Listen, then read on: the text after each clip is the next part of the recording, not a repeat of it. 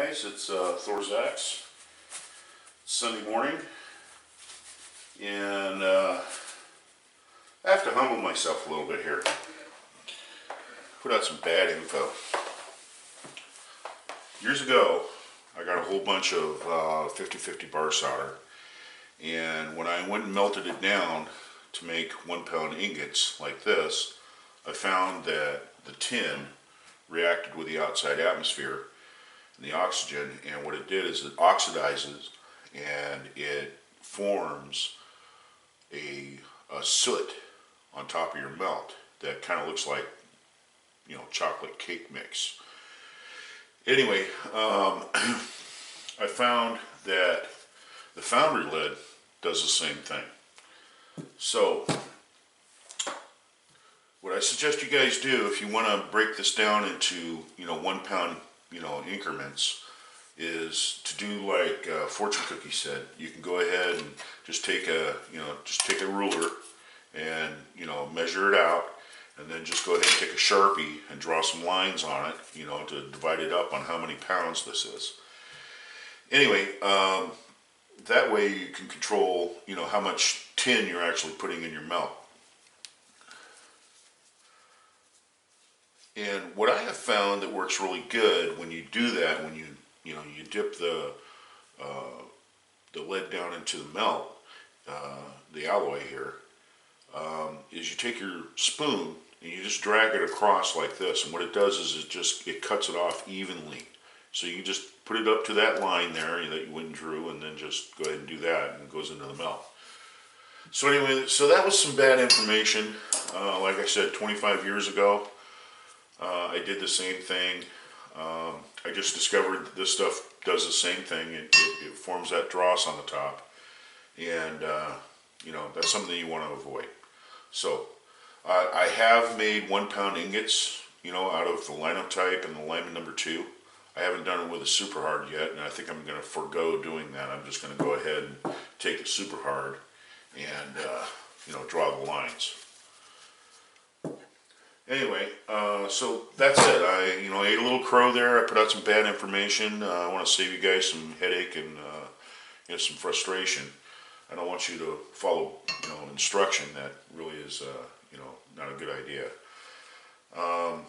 Like I said, it came right back to me when I had a half of one of these ingots of foundry lead, and when I put it in the pot to melt it down, it immediately started doing that, and that came right back to me. That 50-50 bar solder. I said, man, I'm gonna have to get on I'm gonna have to get on it on YouTube and tell these guys don't do that.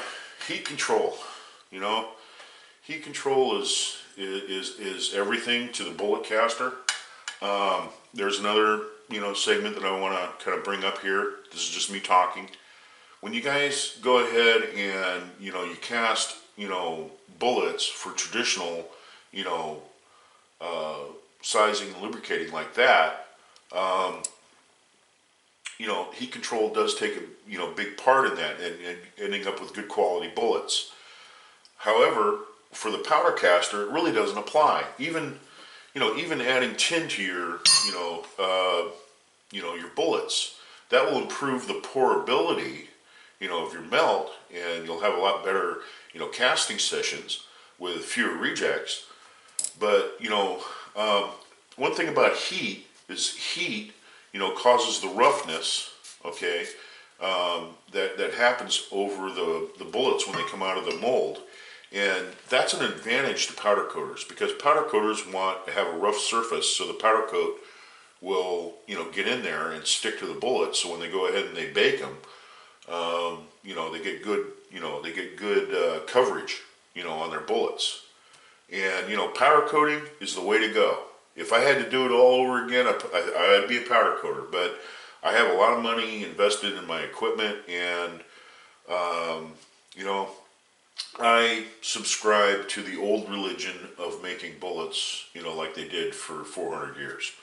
Just go ahead and, make them just like, the traditional style. I have a lot of molds that are in the traditional style too. That's one reason why I I'm still keeping on with this, this method of making bullets. So anyway, that was something that I wanted to go ahead and discuss with you guys. Like I said, with a powder coated crowd, the tin thing isn't really all that important as long as you're getting good pours. One thing about tin it bonds with the material, and what it does is it provides a gliding metal between the bullet and the bore of the rifling, and it cuts down on leading quite a bit. But for powder coaters, that really doesn't apply. So you can get away with just using range recovery lead and adding a little tin to it, so it'll bring up the portability of your mold. You can have less problems. Other than that, this is Thorzax, and I just wanted to go ahead and correct myself and go ahead and put that information out there. Gave a little bit of bad advice there, pouring them into 1 pound ingots with the foundry lead.